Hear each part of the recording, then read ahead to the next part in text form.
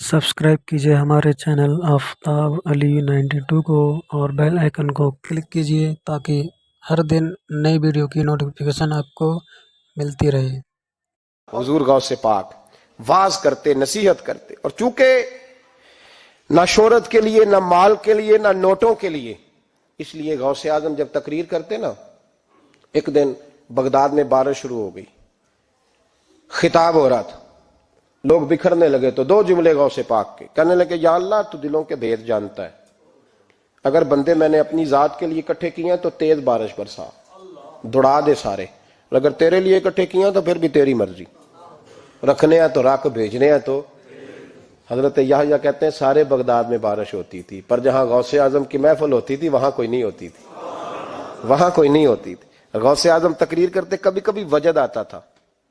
وجد کس کو کہتے ہیں؟ وجد کبھی کبھی آپ کہتے نہیں کہ میرے رونگٹے کھڑے ہو گئے، لوں کنڈے کھڑے ہو گئے، پھر کبھی کبھی کہتے ہو یار پتہ نہیں کیا ہوا، آج تو آنسو رکتے نہیں تھے، اسی کو وجد کہتے ہیں۔ اسی کو، یہ ایک کیف ہے، ایک مستی ہے جو چڑھ جاتی ہے، ہر جگہ چڑھتی، کہیں کہیں چڑھ جاتی ہے، اور کمال ہو جاتا ہے جب چڑھ جائے، پھر مزہ آ جاتا ہے۔ نہ انکار کریں اج میراں، اج موسم بڑا سہانا، مستی دا اج می برسا دے، نہیں پیاس دا کوئی ٹھکانا، تیرے کول اتر پرانا تے ساڈا درد بھی بڑا پرانا، تے میرا ہس ہس ٹالنا سانو، اسی پیتےوں باج نہیں جانا۔ کبھی کبھی ایک ماحول ہوتا ہے نا، کبھی کبھی حضور غوث اعظم وجد میں آتے تھے، کبھی کبھی اللہ کی دریائے رحمت کو بھی کبھی کبھی جوش آتا ہے، اور میرے حبیب فرماتے ہیں وہ پہلے آسمان پر نزول جلال کرتا ہے جو اس کی شان کے لائق، اور فرماتا ہے بندو مانگ لو جو مانگو گے میں دے دوں گا۔ میرے محبوب کے دریائے رحمت کو بھی جوش آتا تھا، حضور فرماتے تھے آج پوچھو جس نے جو پوچھنا ہے، پوچھو۔ حضور فرمایا کرتے تھے، ایک دن حضرت ربیہ بن کعب سامنے کھڑے ہیں تو میں سال یا ربیہ، ربیہ جو دل کرتا ہے مانگ لے تیرا نبی تجھے دے دے گا۔ کبھی کبھی دریائے کرم جوش میں، تو غوث اعظم کو کبھی کبھی جوش آتا تھا۔ ایک دن تقریر کرتے کرتے کرتے کرتے جذبات میں آ گئے، جوش میں، یوں نظر اٹھائی تو حضرت خضر گزر رہے تھے اوپر سے، اور جوش جذبات میں فرمانے لگے، او بنی اسرائیل کے ولی ذرا نیچے تو اتر، ذرا محمد عربی کے غلام کی بھی چند باتیں سن کے جا، آج تجھے سناؤں رسول اللہ کے غلام کس طرح کے ہوتے ہیں۔ حال میں وجد میں، کیف میں، تھوڑی دیر گزری تو تڑپنے لگے، مجمع پہ سکوت تاری، لوگ سمجھ نہیں رہے ہو کیا رہا۔ ایک آپ کے خلیفہ تھے حضرت علی بن ہیتی، وہ دیوار کے ساتھ ٹیک لگا کے سو رہے تھے، سارا مجمع دم بخود ہے، یہ کیا ہونے لگا؟ غوث پاک اٹھے، تقریر وہیں رہ گئی، علی بن ہیتی کے پاس جا کے یوں ہاتھ باندھ کے کھڑے ہو گئے، اور دیر تک نبی پاک پہ درود پڑھتے رہے۔ ان کی آنکھ کھلی تو وہ بھی روئے، غوث اعظم بھی روئے، دعا ہو گئی، جلسہ ختم۔ غوث پاک سے تو پوچھنے کی طاقت ہی نہیں تھی نا کسی کی، ان سے کون پوچھے؟ لوگ حضرت علی کے پاس، حضرت علی بن ہیتی رحمت اللہ علیہ، حضور یہ کیا ہوا ہمیں سمجھ نہیں آئی۔ آپ فرمانے لگے تمہیں کیا بتاؤں، تم کسی معمولی پیر کے ماننے والے نہیں ہو، میں آج غوث اعظم کی محفل میں بیٹھے بیٹھے ہی مدینے پہنچ گیا ہوں، اور مجھے رسول اللہ کے جلوے نظر آنے لگے ہیں، پر میرے شیخ کا کمال دیکھو، جو میں خواب میں دیکھ رہا تھا عبد القادر ظاہری آنکھوں سے نظر فرما رہے ہیں، ظاہری آنکھوں سے، عالم وجد میں، کیف میں، سرور میں۔ اور جب غوث اعظم تقریر کرتے تھے نا تو 50 آدمی اس کونے سے کھڑے ہوتے تھے، کہتے تھے حضور ساری زندگی گناہ کیے ہیں، اب توبہ کرتے ہیں، اب دوبارہ گناہ نہیں کریں گے۔ اس کونے سے 15 کھڑے ہوتے تھے، حضور ڈاکے ڈالے ہیں ساری عمر، اب توبہ، آپ کی بات نے ساری عمر، اب توبہ، آپ کی بات نے دل بدل دیا ہے، اللہ نے توفیق ہدایت دے دی۔ ادھر سے 10 کھڑے ہوتے، حضور سود کا دھندا، چوری کا دھندا، آج کے بعد توبہ۔ ایک بزرگ تھے حضرت یحییٰ بن نجا ان کا نام تھا، وہ کہتے ہیں میں نے سوچا روز بندے توبہ کرتے ہیں، آج میں گنوں نہ کہ ایک محفل میں کتنے کرتے ہیں، آج گنوں نہ۔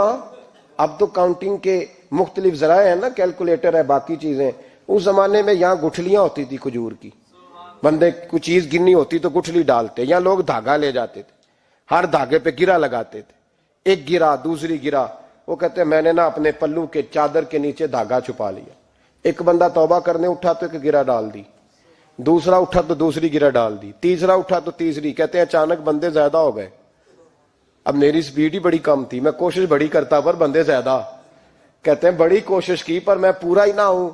کہتے ہیں جب میں تھک گیا نا اور تھوڑا سا میرا سانس بھی پھولنے لگا, پریشان بھی ہوا, تو غوث پاک نے میری طرف دیکھا اور دیکھ کے مسکرائے اور مسکرا کے فرمانے لگے, یحییٰ میں دلوں کی گرے کھولتا جا رہا ہوں, تو بند کرتا جا رہا ہے. میں گرا کھول رہا ہوں, تو گرے لگا رہا ہے. اور چھوڑ دے یار, تجھ سے نہیں گنا جائے گا. یہ عبد القادر کی وجہ سے توبہ نہیں کر رہے, خدا کے فضل کی وجہ سے کر رہے. اور اللہ کا فضل گنا جا سکتا نہیں, شمار کیا جا سکتا. فرمایا نہ کر. آپ نے 40 سال لوگوں کو تبلیغ فرمائی, ہزاروں یہودیوں نے کلمہ پڑھا, لاکھوں نے. عیسائیوں کا بڑا عالم تھا, وہ کہتا ہے میں پوری انجیل پڑھتا تھا, جتنے نسخے تھے سب مجھے یاد تھے, لیکن میں متاثر ہو گیا اسلام سے. یمن کا رہنے والا تھا. میں نے ایک ٹھان لی, اس کے ہاتھ پہ کلمہ پڑھنا ہے جو اس وقت نبی پاک کی امت میں سب سے زیادہ شان والا ہو. کہتے ہیں میں سویا تو خواب میں جناب عیسیٰ کا دیدار ہوا, اور مجھے کہنے لگے تلاش کرنے کی ضرورت ہی کوئی نہیں, بغداد چلا جا. بغداد حضور غوث پاک کی بارگاہ میں. فرمانے لگے اس وقت نبی پاک کی امت میں سب سے زیادہ شان اللہ نے حضور غوث اعظم کو عطا فرمائی, شیخ عبد القادر جیلانی رضی اللہ تعالی. غوث پاک. ہم کوئی دیوانے لوگ نہیں, یا ہمیں شعور نہیں, یا ہمیں عقل نہیں. ساری زندگی کھل کے جس چیز کا زیادہ تعارف کرایا وہ غوث اعظم کی نسبت ہے. میرے نبی پاک علیہ السلام نے فرمایا ایک بندے نے ایک اللہ کے بندے کو پانی پلایا تھا, قیامت کے دن اللہ اس کی برکت سے اس گناہگار کو جنت عطا کر دے گا.